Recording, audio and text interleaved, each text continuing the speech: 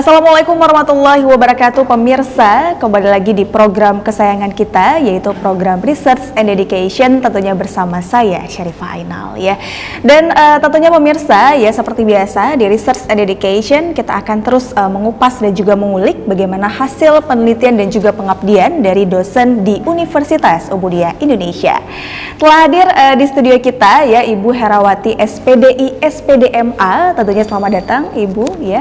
Mungkin pemirsa di rumah juga sangat-sangat penasaran nih dengan penelitian dan juga pengabdian yang sudah dilakukan oleh Ibu Herawati. Tapi sebelum itu kita kenalan dulu nih Ibu ya, boleh dong ya kan? Langsung aja deh Bu, kami persilakan. Oke, baik, terima kasih. Seperti yang sudah disampaikan tadi bahwa nama saya Herawati SPDI SPDMA. Alhamdulillah saat ini juga dipercaya sebagai wakil rektor 1 di Universitas Ubudiyah Indonesia bidang akademik dan mutu, dan alhamdulillah juga sudah menempuh jenjang pendidikan. Terakhir dari awal itu S1 lulusan dari Universitas Islam Negeri Araniri, program studi Tarbiyah Bahasa Arab, hingga digelar PNL SPDI itu. Kemudian juga lulusan dari Universitas Syah Kuala, S1 juga pendidikan fisika, dan S2 saya itu di Universitas Islam Negeri Araniri kembali, mengambil jurusan pendidikan Islam, dan saat ini alhamdulillah juga sedang menempuh jenjang program doktor S3 di Universitas Islam Negeri Araniri juga. Program studi pendidikan Islam. Iya, berarti semuanya di UIN Araniri ya? Tadi ada yang satu yang di Universitas Syah Kuala. Satu yang berbeda, tapi S1-nya itu 2 kali ya Bu ya berarti ya. Iya, mungkin pemirsa udah lihat tadi gelarnya ya. Jadi SPDI SPD itu masih S1, terus lanjut baru S2 MA gitu ya di bidang pendidikan Islam. Pendidikan Islam ya, jadi memang ini fokus ke pendidikan. Nah biasanya kan ada tuh S1-nya beda, S2-nya beda ya kan, tapi ini sejalur ya? Sejalur, benar banget. Nah tentunya kita juga penasaran nih terkait dengan biaya pendidikan untuk S1, S2-nya gimana nih Bu? Alhamdulillah biaya pendidikan dari S1 itu biaya mandiri ya, sendiri, baik itu S1 di UIN Araniri tadi dan juga di Unsia, dan S2 juga, dan sekarang juga S3 juga enggak biaya sendiri. Biaya sendiri semuanya? Wow, luar biasa ya. Jadi memang benar-benar niat dia untuk melanjutkan studi gitu, tiada henti-hentinya ya. Langsung lanjut, kalau ada S4 juga S4, S5 dan seterusnya. Iya benar banget pastinya. Nah tentunya di Universitas Ubudiyah Indonesia Ibu sudah menjadi seorang dosen ya. Sejak kapan sih merintis hingga menjadi seorang dosen? Ya, pada awalnya sebelum menjadi dosen saya adalah praktisi pendidikan, guru dari sejak tahun 2007, dan setelah menjalani hampir 7 tahun, ya tepatnya pada tahun 2014 menempuh karir untuk menjadi seorang dosen, dan bergabung di Universitas Ubudiyah Indonesia tepatnya pada bulan Oktober tahun 2015. Alhamdulillah sudah cukup lama ya. Iya, berarti menjadi seorang dosen di tahun 2014 itu sudah di Universitas Ubudiyah Indonesia? Belum, itu di Universitas Negeri Islam Araniri. Oke, berarti di kampus yang berbeda ya. Dan kalau di sini berarti udah berapa tahun di Universitas Ubudiyah Indonesia? Kalau kita lihat dari tahun 2015, sekarang 2020 katanya sudah 5 tahun. Sudah 5 tahun, wow, sudah lama banget ya pastinya. Oke, untuk motivasi nih, kenapa Ibu menjadi seorang dosen? Apa sih motivasinya?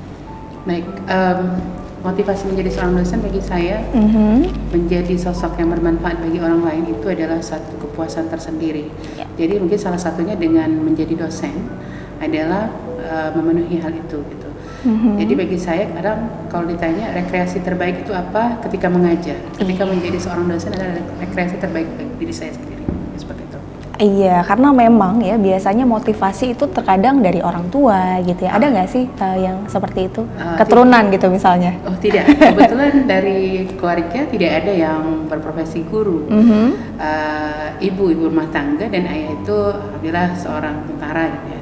Jadi tidak ada yang berprofesi sebagai guru. Jadi memang betul-betul itu adalah minat dan juga menjadi motivasi bagi diri saya. Tadi seperti yang saya katakan bahwa menjadi insan yang bermanfaat itu adalah satu kepuasan tersendiri bagi saya. Jadi mungkin salah satunya menjadi dosen. Yang sebelumnya juga saya rintis menjadi seorang guru. Seperti itu. Nah sebelumnya pernah bercita-cita gitu, misalnya waktu kecil biasanya nih ya anak kecil biasanya cita-cita jadi dokter gitu Iya. ya. Nah ibu sendiri pernah nggak sih lain gitu dari dosen? Oke, baik. Kalau merujuk ke belakang, Iya, flashback lagi dulu ya. Aha.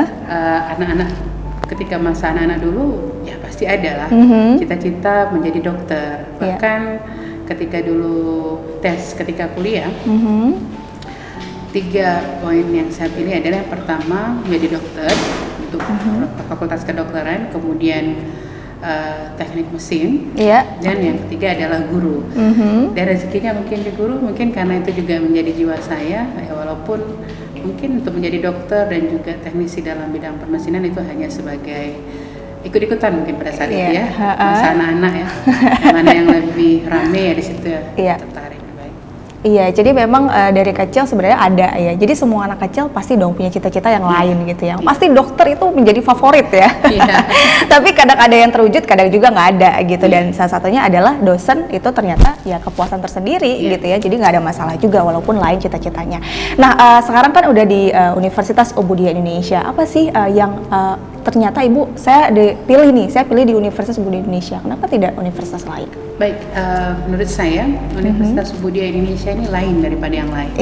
Yang pertama saya lihat dari visinya adalah pada tahun 2005 menjadi Cyber University. Jadi menurut saya, dan ini sangat linear atau sangat sesuai dengan era industri sekarang, yaitu 4.0 yang menuju 5.0.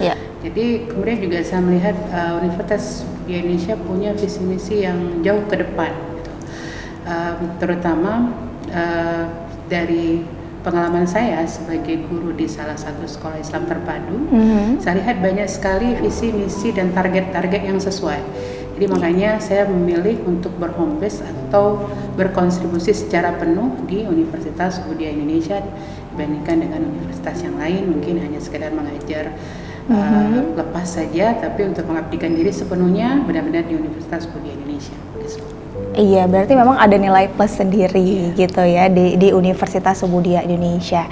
Nah kalau gitu nih kita mungkin akan bertanya tentang penelitian yang sudah ibu teliti. Ya, jadi kita tapi nggak tanya lebih lanjut dulu, tapi kita hanya menanyakan terlebih dahulu judulnya apa sih judul penelitian ibu? Baik, ini penelitian yang terbaru atau terbaru. keseluruhan? Boleh yang terbaru. Yang terbaru. Baik, penelitian saya yang terbaru itu terkait dengan peran ayah milenial. Iya. Dalam mendidik mental spiritual anak usia dini di PAUD Inklusi Kota Banda Aceh. Ini itu untuk judulnya ya.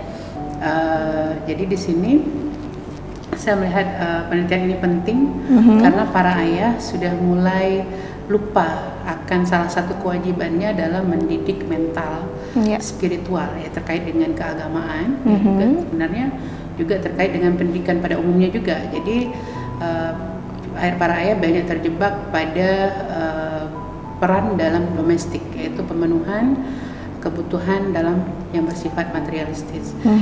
Jadi di sini saya mengangkat penelitian ini agar kiranya, tapi di sini juga kita harus garis bawahi ya, kita tidak mengeneral semua ayah lupa akan perannya, namun di sini juga harapannya setelah penelitian ini akan memberikan kesadaran kembali kepada para ayah bahwa peran mereka itu sangat penting bersama para ibu tentunya untuk mendidik mental spiritual anak, terutama anak usia dini yang dimana usia dini adalah golden age, yaitu usia yang butuh sekali perhatian dari kedua orang tua, terutama para ayah, karena para ayah adalah penentu masa depan mereka.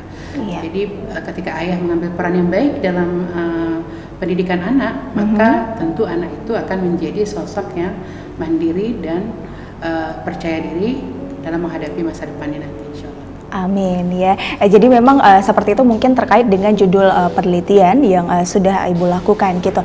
Nah kalau gitu ya kita nanti setelah segmen dan juga setelah jeda nanti kita akan bertanya lagi terkait dengan observasinya, terus juga bagaimana sih kesulitan terkait dengan yang sudah dilaksanakan yaitu penelitian, dan kita juga akan bertanya terkait dengan Tridharma Perguruan Tinggi. Mungkin pemirsa nih yang mahasiswa ya Tridharma perguruan tinggi itu sangat penting sekali ya bagi mahasiswa itu sendiri gitu. Kalau gitu setelah jeda makin penasaran nih, saya juga makin penasaran bagaimana sih kita kupas dan juga kita kulik ya penelitian dari Ibu Herawati ini. Panggilannya siapa nih? Ibu Hera. Ibu Hera ya, oke. Tadi kepanjangan saya panggilnya ya.